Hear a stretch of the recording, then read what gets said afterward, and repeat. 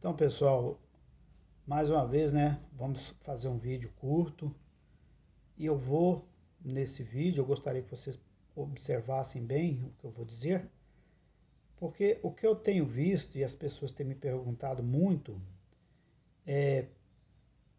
elas fazem uma indagação assim: por que que eu não consigo me equilibrar? Por que que eu não curo? Por que tem tanto tempo que eu sinto isso e faço muita coisa, muitos procedimentos e não consigo equilíbrio? A pergunta que a pessoa deveria fazer, né, para si mesmo, eu acredito que deveria perguntar para si mesmo, porque esses distúrbios são os distúrbios que nos levam e nos solicitam autoobservação, usar o bom senso, usar o raciocínio, sermos racionais, né? Então eu acredito assim, que a pergunta que nós deveríamos nos fazer é o seguinte: o que eu estou fazendo para conseguir o equilíbrio? O que eu tenho feito para me equilibrar?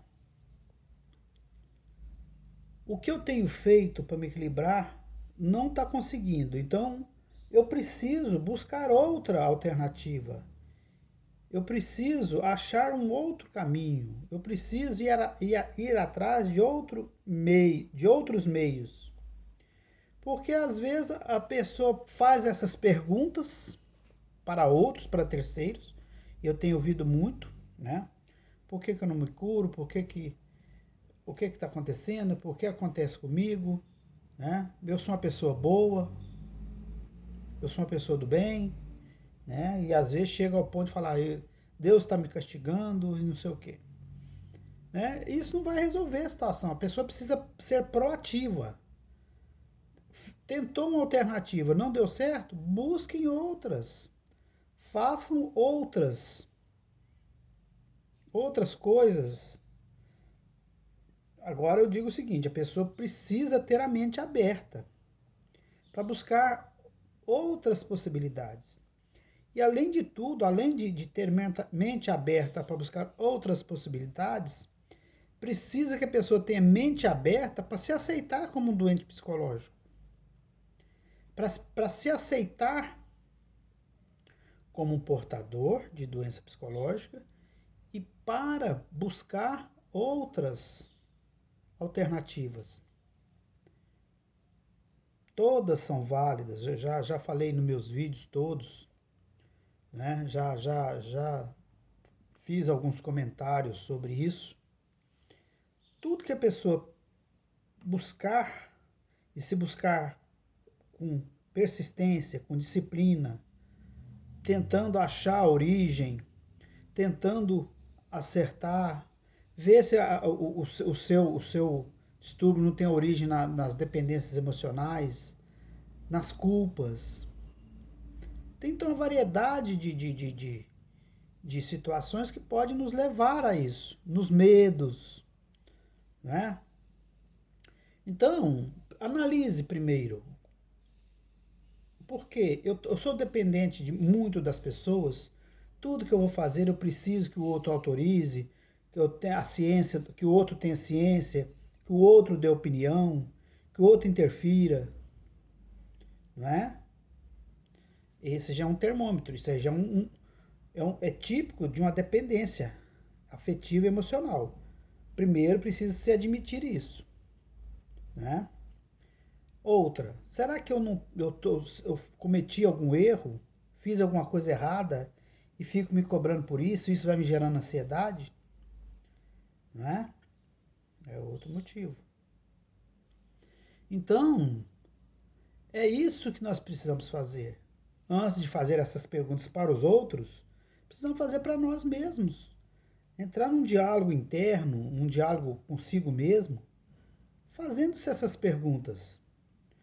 Os porquês que a pessoa está assim. E descobrindo o porquê, ir atrás do equilíbrio. Né? Se é medo, eu tenho medo de que aconteça alguma coisa. Eu tenho medo de fazer alguma coisa. Contra o medo, tem que ter o confronto. O remédio para o medo é confrontar ele.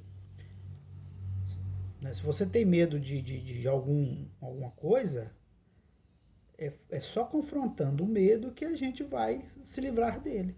Para nós percebermos que aquele medo só está na nossa mente. Que aquilo é uma coisa fictícia que eu criei, né? Criei um monstro ali, que às vezes o monstro não é aquilo tudo que eu imaginava. Então tudo isso são circunstâncias, né? É o medo, a culpa, né? O medo, a culpa e as dependências. Eu gostaria, assim, de sugerir que cada um analisasse esses pontos em si, sem nenhum tipo de autopiedade, sem nenhum um tipo de coitadismo. Porque quem quer curar precisa, né, racionalmente buscar em si a origem.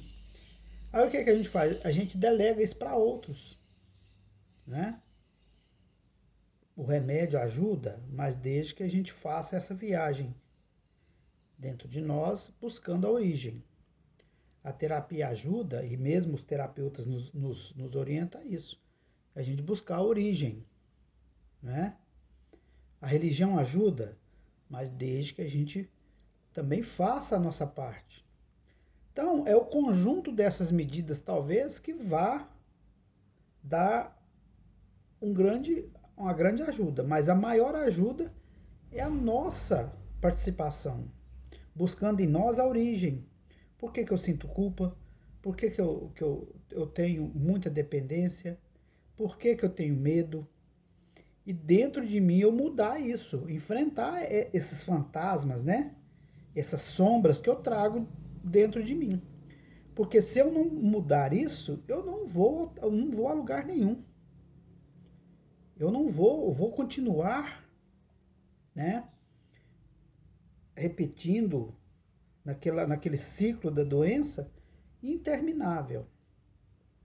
Eu já tive oportunidade de falar em outros vídeos, até no blog, que o que eu tenho observado nesses 11 anos é o seguinte: quem cura, quem equilibra é quem confronta. Quem cura, quem equilibra é quem busca em si a origem. Quem cura, quem equilibra é aquele que não se sente culpado, seja qual for o erro. Qual foi a falha que ele cometeu? Cometeu a falha, está lá no passado, acabou. É só não cometer mais, porque a culpa traz ansiedade. E a ansiedade vai desencadeando todos esses distúrbios. O medo traz ansiedade. E o medo não confrontado, ele ocasiona ansiedade. E essa ansiedade provoca todos esses distúrbios que a gente conhece. Síndrome do pânico, toque, TAG, depressão, né?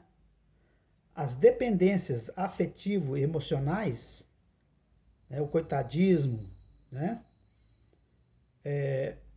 causa ansiedade. Por que a dependência causa ansiedade? Porque a gente projeta no outro aquilo que a gente gostaria que fosse, que acontecesse. A gente projeta no outro, idealiza no outro uma coisa. E quando aquele outro não é aquilo que a gente almejou, aquilo que a gente criou na mente, a gente fica ansioso, né? E a gente sempre espera do outro, talvez aquilo que a pessoa não possa nos dar, ou não queira. Cada um tem seu livre-arbítrio e a gente sofre. E esse sofrimento gera ansiedade. Quando a gente projeta no outro aquilo que a gente quer que ele seja, ou que a gente cria na mente que ele seja, a gente cria um personagem do outro e às vezes o outro não é aquilo, né? E a gente vai criando ansiedade em cima disso, criando expectativa sobre o outro que ele não pode nos dar. Por quê? Porque a gente não consegue resolver as nossas coisas por nós mesmos, querendo que o outro resolva, querendo que o outro nos dê atenção, que às 24 horas do dia o outro resolva as situações para nós. Isso é tipo de dependência. Aí, quando o outro não dá, ou não pode, ou não quer, a gente entra naquela coisa do coitadismo, da autopiedade, né? Que enganosamente a gente acha que não, mas vai nos causando ansiedade. E isso vai virando uma coisa fora do controle. Então, precisa primeiro, no caso da autopiedade, das dependências afetivas e emocionais, que a pessoa tenha humildade de se aceitar como tal. Eu dependo muito do fulano, tudo que eu vou fazer eu quero que ele me ajude, eu quero que ele faça, eu quero que ele esteja presente.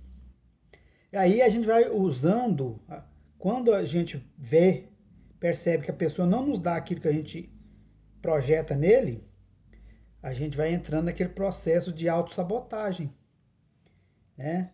Vai ficando triste, mostrando tristeza, mostrando dor, criando as dores surgem porque a ansiedade provoca isso, mas isso instintivamente é para atingir o outro, para que o outro volte a nos observar, queira nos observar. E isso precisa que mude isso para a gente ter autonomia sobre nossas vidas. Porque tem muitas pessoas que não saem sem que o outro autorize ou que tenha ciência do outro. Se o outro sai, você já entra em desespero. Né? Seja pai, seja mãe, seja marido, seja amigo, ou seja quem for que está mais próximo ali, a gente fica numa dependência tal, né, que a simples ausência do outro já nos causa medo, porque a gente, se ficar sozinho, a gente pode sentir alguma coisa. Então isso é tudo autossabotagem. Então, a dica que eu quero deixar hoje é o seguinte, que a gente se auto-observe. Se eu não estou sendo dependente demais do outro, se eu não estou, assim, querendo que o outro resolva tudo para mim, se eu não quero, às vezes nem seja isso também, se eu não estou querendo atenção para mim, se eu não estou querendo que o outro me observe, porque às vezes eu estou me sentindo assim feio, pode notar que a pessoa que tem muita dependência emocional, ela se sente feia, se sente gorda, se sente desprezada, tudo de negativo ela sente. A baixa autoestima dela, né? A estima dela vai lá embaixo, ela tem um grau muito grande de baixa autoestima. Todos são assim, observem. Então, quando eu disse em um vídeo anterior que a origem está em nós, é justamente por isso. A origem dos nossos distúrbios está em nós, porque a coisa começa em nós por causa disso tudo, ó. É medo, é dependência, é culpa, né? É autopiedade, é o coitadismo, né? É a baixa autoestima. Grande parte de nós temos só frases negativas que a gente fala da gente. Aquilo é uma autossabotagem. Ah, eu tô muito feia, né? Né? Ninguém gosta de mim, ninguém, né? Não arrumo um namorado, meu marido me abandona, meu marido não me vê mais, minha esposa não me dá atenção, né? Então, é um sistema que vai gerando ansiedade que a gente não sai desse ciclo. Então, precisa que a gente, né, nos auto-observemos, tá bom? Então, vou encerrando o vídeo por aqui. Que Deus nos proteja, nos ampare hoje e sempre.